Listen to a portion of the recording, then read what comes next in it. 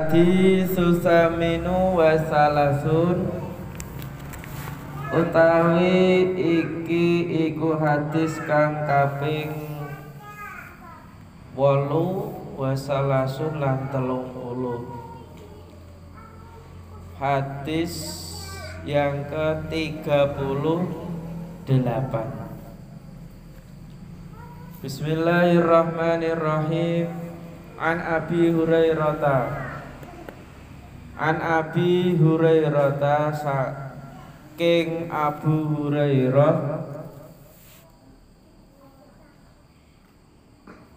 kala dawuh sapa Abu Hurairah, diriwayatkan dari Abu Hurairah kala dawuh sinten Kanjeng Rasul sallallahu alaihi wasallam,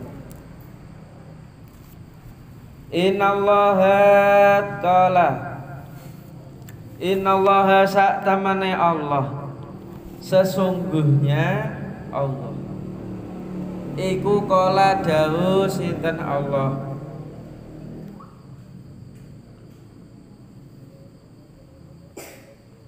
sesungguhnya Allah berfirman. Ini berarti hadis qudsi ya. Sesungguhnya Allah berfirman, man adali waliyan faqad adzantuhu bil harbi. Man utawi sapane wong iku ada memusuhi, nyatru atau memusuhi li kedue ingsun, waliyan ing kekasih atau wali. Barang siapa yang memusuhi waliku atau kekasihku, faqad adzantuhu bil harbi. Faqad monggo teman-teman ngumumake sapa ingsun hu ing man. Faqad adzantuhu monggo teman ngumumake sapa ingsun hu ing man bil harbi kelawan perang. Allah berfirman, barang siapa yang memusuhi kekasihku atau waliku, maka saya mengumumkan perang kepadanya. Artinya menjadi manusia jangan mudah memusuhi orang lain. Siapa tahu yang kita musuhi, yang kita sakiti, dzalimi adalah wali atau kekasihnya Allah Subhanahu wa ta'ala. Karena enggak tahu siapa saja bisa menjadi kekasihnya Allah. Oleh karenanya jangan mudah nyatru. Tidak hanya cuma lagu satu dua, nyatru di dalam hadis arba'in ini maknanya memusuhi walinya Allah. Begitu. Maka Allah mengumumkan akan berperang kepadanya. Artinya Allah pun akan memusuhi orang tersebut. Wa ma taqarraba lan ora parek ilaya maring ingsun. Wa ma taqarraba lan ora parek ilaya marang ingsun sapa abdi kawula ingsun bisyai'in kelawan suwiji-wiji, dan tiada hambaku itu dekat denganku, dan tiada hambaku itu dekat denganku dengan sesuatu yang ahabba kang luwih den demeni ilaya maring ingsun dan tiada hambaku itu dekat denganku dengan sesuatu yang lebih saya cintai selain mimma iftarodo, mimma saking barang, dengan sesuatu yang saya lebih sukai dari apa, selain apa iftaratu kang majibake sapa ingsun, selain sesuatu yang saya wajibkan, fardukan alaihi ing atase abdi. Maka sesuatu yang diwajibkan kepada seorang hamba itu adalah sesuatu yang sangat dicintai Allah. Kalau sesuatu itu dicintai Allah, itu menjadikan seseorang itu dekat dengan Allah. Orang itu dekat dengan Allah karena dia menjalankan kewajiban. Kayata salat 5 waktu, kayata berpuasa di bulan Ramadan, itu kan wajib membayar zakat. Lah, melakukan kewajiban taat marang Allah itu adalah jalan untuk dekat dengan Allah. Karena apa?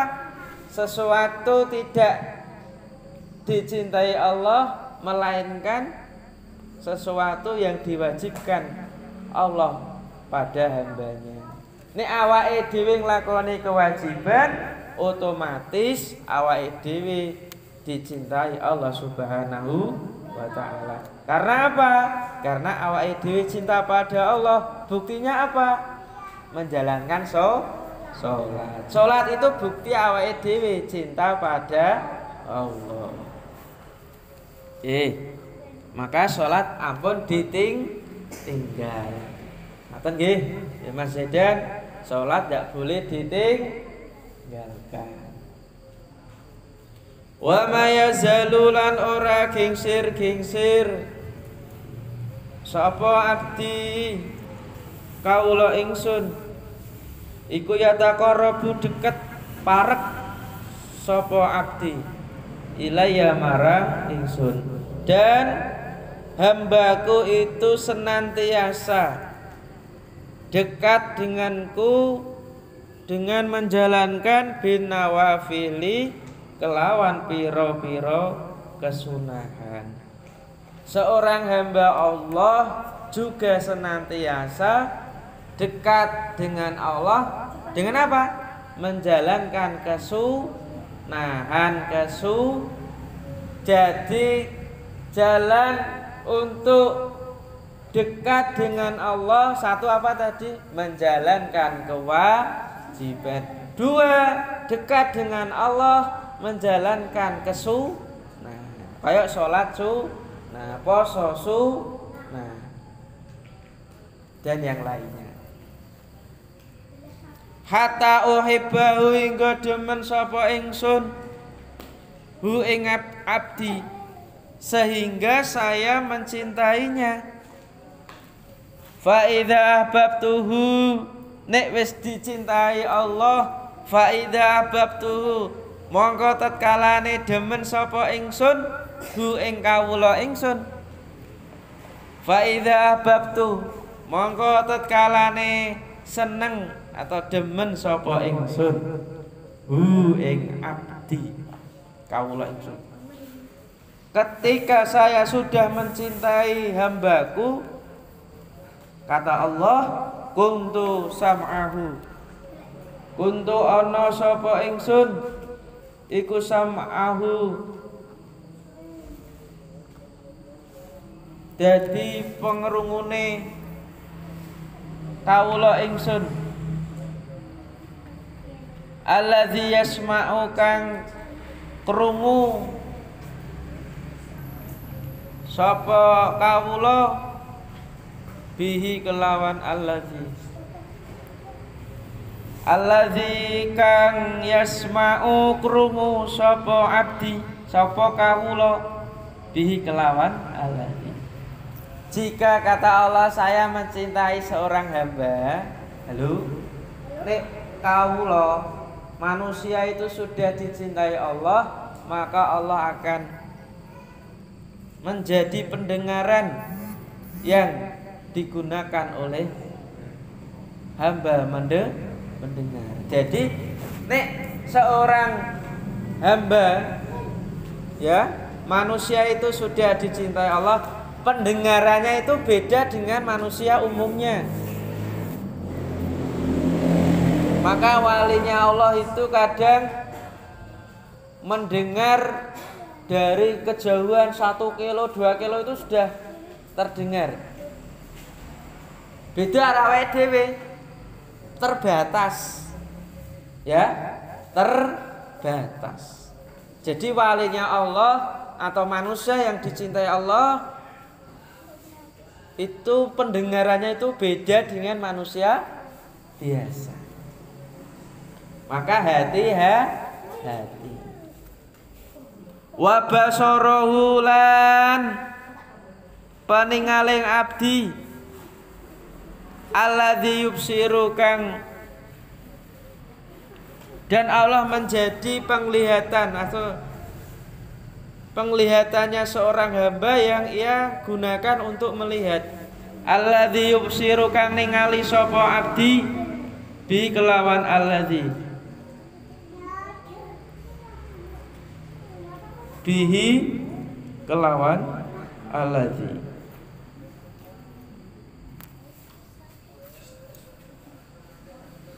Dan Allah pun menjadi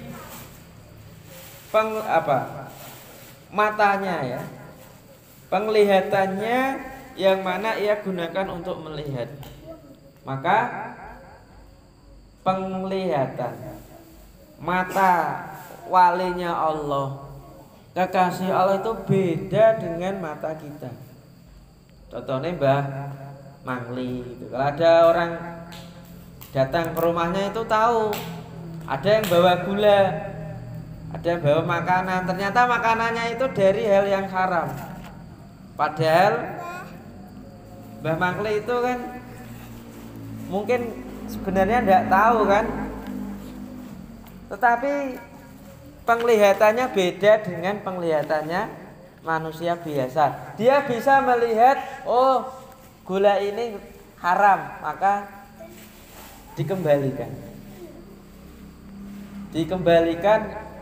gula gawanane tamu yang akan diberikan pada Mbah Mangli. Luar biasa. Jadi kalau sudah level waline Allah, penglihatannya beda dengan penglihatannya awake dhewe. Luar biasa. Wa yadahu lan tangane abdi, dan Allah menjadi tangannya. Maksudnya Allah itu memberikan keistimewaan pada tangannya seorang hamba. Tadi memberikan keistimewaan pada pendengaran, memberikan keistimewaan pada penglihatan, memberikan keistimewaan pada tangan. Allati yabtisu kang bisa nabok sapa kawula biya kelawan tangan, yang mana bisa digunakan untuk memukul. Begitu. Maka kalau wali-walinya Allah dulu ada cerita pas zaman penjajah ya, itu ada walinya Allah pakai pasir pun sudah jadi bom, sudah jadi senjata. Itu ada, memang ada. Jadi walinya Allah itu tangannya itu berbeda, memiliki keistimewaan. Maka hati-hati. Maka kadang walinya Allah itu tangannya diberi keistimewaan, berkat tangannya kadang bisa mengusir musuh tanpa membawa senjata. Harus yakin. Tangannya bisa diberi keistimewaan. Siapa tadi? Walinya Allah. Muga-muga awake dhewe dadi kawula sing disenengi marang Allah Subhanahu wa taala. Mung aja kepengin tok, tapi ya nglakoni kewajiban kesunatan. Mas Sobet, pengen dicintai Allah ndak? Ya, pengen ndak? Ya kudu sholat. Sholate sing tertib. Ya. Warijlahu lan dadi sikile kawula. Dan Allah akan menjadi kakinya, artinya memberikan keistimewaan pada kakinya. Alati yamsi kang yamsi lumaku sapa kawula. Dan kaki yang digunakan untuk berjalan. Yamsi berjalan atau mlaku sapa abdi biha kelawan sikil. Kadang walinya Allah itu nek awake dhewe mlaku kene mana tingkir umpama itu 1 jam, walinya Allah bisa 1 menit, tidak ada. Jadi ada cerita wali Allah itu bisa mengelilingi Gunung Merapi, itu tidak ada saja. Maka jangan kaget kalau salahnya orang-orang itu kadang ngaku wali, akhirnya minta uang, bisa menggadaikan uang itu ya tidak bisa. Nah, itu mesti modus. Kalau orang itu bisa nggadake uang, itu modus, pasti ada penipuan. Kayak Mbah Slamet, orang Mbah Slamet di sini ya, Mbah Slamet di Banjarnegara itu ngakunya bisa menggadake uang, tapi dia modusnya ingin mendapatkan uang secara instan, akhirnya dengan cara meracun pasiennya atau orang yang datang tadi, diracun dalam bentuk teh minuman, kemudian diajak ke pekarangannya sudah disiapkan apa? Kuburan liang lahat, karena obat itu yang diminum orang-orang datang ke Mbah Slamet itu jangka 5 menit itu sudah mati. Lah padahal jarak dari rumah Mbah Slamet ke pekarangan atau kebun itu ya sekitar 5 menit. Jadi pas pelaku 5 menit tinggal jongroke mati. Maka adik-adik hati-hati kalau ada orang yang ngaku-ngaku bisa menggandakan uang, itu pasti penipuan. Wala in ista'adza lan tatkalane nyuwun pertolongan atau perlindungan sapa kawula bi kelawan ingsun, ketika dia meminta perlindungan, bantuan, pertolongan kepadaku, la u'idzannahu, yakti bakal nolongi sapa ingsun atau ngreksa sapa ingsun hu ing kawula ingsun. Ya. Dan jika hambaku tadi minta pertolongan padaku, pastilah saya akan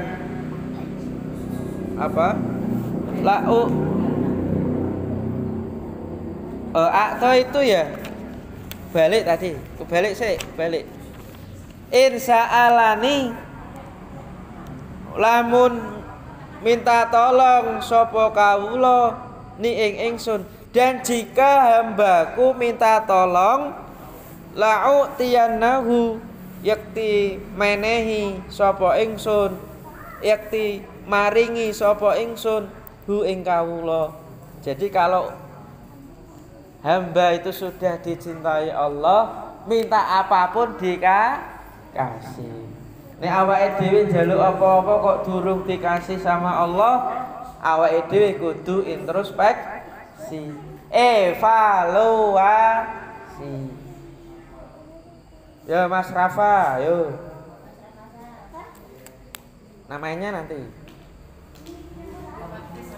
Jadi jika sudah menjadi kekasihnya Allah, meminta apapun pasti dikasih. Luar biasa. Wala in ista'adza lan tatkalane jaluk perlindungan, pertolongan sapa kawula ni ing ingsun, dan ketika dia meminta perlindungan padaku, la u'idzannahu, yakti bakal nolongi atau melindungi sapa ingsun hu ing kawula, dan jika dia minta perlindungan, saya akan memberi perlindungan padanya. Nggih. Jadi hadis yang ke-38 ini jangan sekali memusuhi walinya Allah. Dan walinya Allah itu tidak tahu ya, jarang yang tahu. Maka kita harus berusaha menjadi walinya Allah, paling tidak menjadi hamba yang dicintai Allah. Hamba yang dicintai Allah karena dua. Satu, taat lakoni kewajiban, sholate, zakate, posone. Dan yang kedua, melakukan kesunahan, sholat sunnah, qobliyah, ba'diyah, poso Senin Kemis, atau kesunahan-kesunahan yang lain. Kalau hamba itu sudah dicintai Allah, maka Allah akan memberi keistimewaan. Pendengarannya beda dengan pendengaran manusia biasa. Apalagi penglihatannya juga beda, sangat. Kemudian tangannya pun diberi keistimewaan, kakinya juga, minta apapun dikasih, minta perlindungan dikasih. Itu kekasihnya Allah. Ya, paling tidak mari kita istiqomah melaksanakan ketaatan. Hadis yang terakhir, al hadisu tasi wa salasun, utawi hadis kang nomor 39. Hadis kang nomor 39. An ibni Abbas, saking Ibnu Abbas radhiyallahu anhu. Ana Rasulullah, satamane Rasulullah sallallahu alaihi wasallam, dawuh sinten Rasul, qala dawuh sinten Rasul. Dari Ibnu Abbas bahwasanya Rasulullah niku dawuh. Apa dawuhe? Innallaha, satamane Allah iku tajawaza, mengampuni atau memaafkan sapa Allah limarang ingsun, an umati, saking umat ingsun. Sesungguhnya Allah akan mengampuni, memaafkan umatku. Umat Islam. Ya, karena apa? Al khoto'a, ing kesalahan. Pasti Allah akan mengampuni kesalahan kalau mau minta ampun, minta maaf. Astaghfirullahaladzim, astaghfirullahaladzim, astaghfirullahaladzim. Wa nisyanalan lali, Allah iku pasti memaafkan hambane sing lali. Wah, aku ndek bengi urung salat isya karena lali, yo dikodoi, pasti Allah memaafkan. Kok aku lali urung bayar utang poso, segera bayar. Kok aku lali urung ini itu, segera bayar. Aja lali. Engko nek lali setahun tidak hanya ganti plus bayar fidyah, memberi makan orang miskin plus ganti. Nggak usah kok jatah iki kudu ganti, kok urung ganti ini tahun depan lah. nek tahun depan ganti posone plus bayar fidyah sekitar 1 kilo kurang 1/4 lah seharinya. Selain Allah mengampuni umat Kanjeng Nabi karena kesalahan, karena lupa, satu lagi wa mastukrihu wa malan barang ustukrihu kang den peksa alaihi ing atase ma wa malan barang ustukrihu wa mastukrihu ustukrihu kang den peksa alaihi ing atase ma, dan karena dipaksa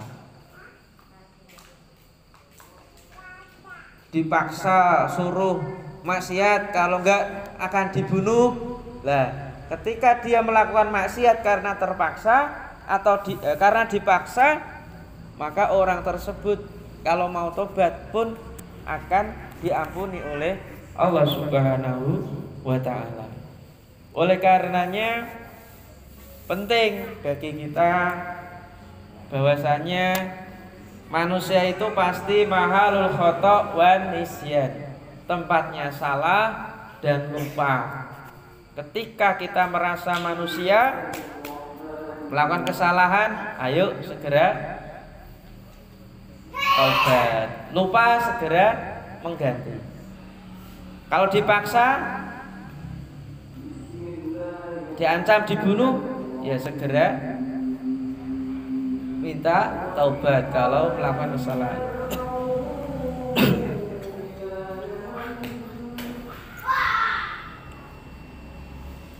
Itu ya. Jadi ending akhir dari hadis yang ke-39 ini bahwasanya Allah akan mengampuni semua kesalahan manusia, khususnya umatnya Nabi Muhammad. Wa nisyan yang kedua akan mengampuni orang yang lupa. Pancen lupa, bukan melupa apa? Pura-pura lupa atau disengajakan. Ya, disengaja lupa. Sengaja lupa ya, berarti lali. Ya. Yang ketiga wa mastukrihu. Allah akan mengampuni orang yang karena dipaksa. Dipaksa itu contohnya, "Kowe nek gak mangan daging babi tak bunuh." Nah, mama gitu. Iki karena awake dhewe terpaksa mau nggak mau memakan daging babi atau disuruh melakukan maksiat. Tapi setelah itu ya harus mohon atau minta maaf. Begitu dulu ada sahabat itu di zaman Nabi pernah diancam oleh orang kafir untuk pindah agama. Saat itu secara lahir dia pindah agama, tapi secara batin dia tidak. Karena apa? Dipaksa akan dibunuh, mau tidak mau dia harus pindah agama. Tapi secara lahir, setelah dilepas dia kembali ke agama Islam.